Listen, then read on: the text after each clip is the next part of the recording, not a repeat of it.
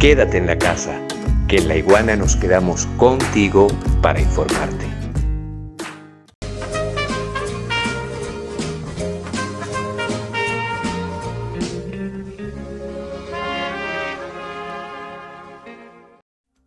No, indudablemente, o sea, quizás pudiera ser, uno pudiera especular y a lo mejor si hacemos un análisis objetivo sobre la base de los datos, vamos a encontrar que no hay ninguna especulación, sino que efectivamente fue parte de un proceso de conspiración. De manera de poder golpear y crear las condiciones para que cualquier procedimiento de restricción de acceso a insumos o activos o a materiales o a tecnologías, en forma muy quirúrgica pudiera deshabilitar, pues, anular la capacidad productiva de la industria. Las mismas decisiones que se pudieran haber tomado en términos productivos. Porque uno pudiera cuestionar inclusive, luego de haber visto estudios en cuanto a lo que fue el flujo de inversiones en el caso de la faja petrolera del Orinoco, donde esa cantidad de dinero que se invirtió ahí, esa cantidad de tubos que se enterró ahí, que probablemente nunca vamos a aprovechar y nunca se aprovecharon, está motivado justamente por garantizar que una serie de empresas nacionales e internacionales tuvieran acceso a recursos. Mientras que paralelamente descuidábamos procesos fundamentales como era la producción de los crudos livianos en Occidente, tanto en Occidente como en el sur del país. Y esto lo decimos, digamos que sin saber muchos detalles de lo que es el proceso de la industria, o lo que podemos ver en el caso de la parte de refinación, que nos afecta directamente en este momento por el tema del combustible. ¿Desde cuándo se debió haber programado los mantenimientos mayores en Amoay? Hasta que finalmente en el 2013, en el 2012, Amoay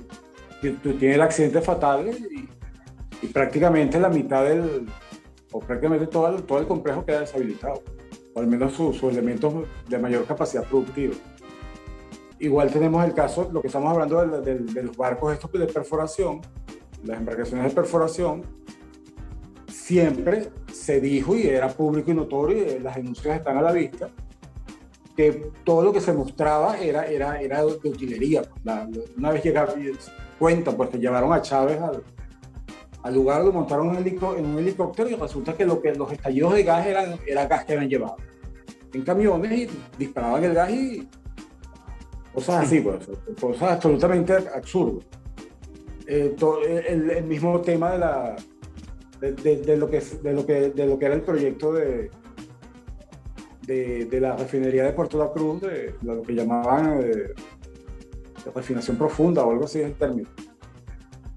Es decir, hay una serie de elementos donde evidentemente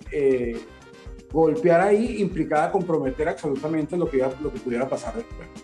Porque si no tienes crudo liviano que puedas mezclar con el crudo extrapesado de la faja del Orinoco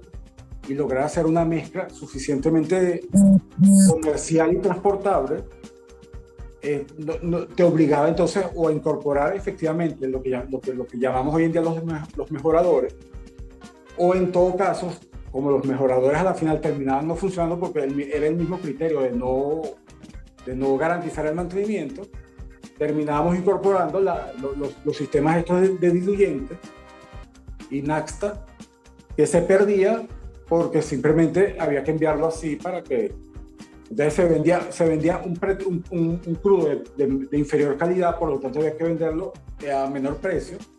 pero además de eso le estábamos entregando unos diluyentes y un activo como era la Nacta, un recurso como la Nacta que se podía recuperar,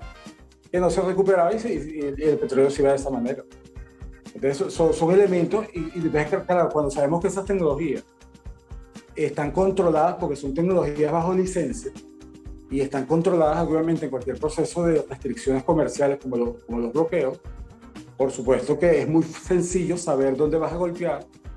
en el momento que se requiera. Por eso vemos las licencias, ¿qué significan a la final? Permiten una serie de actividades básicas como para mantener los activos funcionando, para que no haya daños a la seguridad, pero la primera decisión que se tomó, creo que fue en el mismo 2016, con las primeras medidas de bloqueo dirigidas a la industria petrolera, fueron justamente prohibir la comercialización de este tipo de activos como los diluyentes. Y cuando entonces comenzamos a ver que que algunos de los proveedores, al menos de estos diluyentes, están vinculados familiarmente con factores de oposición en Venezuela o con sus intereses en otros países, México, en este caso estamos hablando del señor Tobar Arroyo, sus primos mexicanos y su hermano menor son operadores de una gran industria que distribuye tanto en México como hacia el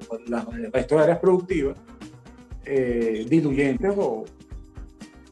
químicos con ese propósito de manejo pues, de los crudos y especialmente de los crudos pesados. Creo que si hiciéramos un análisis bien calculado, bien detenido, con números, con datos, vamos a llegar a la conclusión de que efectivamente todo ese proceso de corrupción fue disparado con el propósito de garantizar que se mantuviera por parte de estas tecnologías licenciadas el control por parte del gobierno estadounidense sobre la industria petrolera venezolana.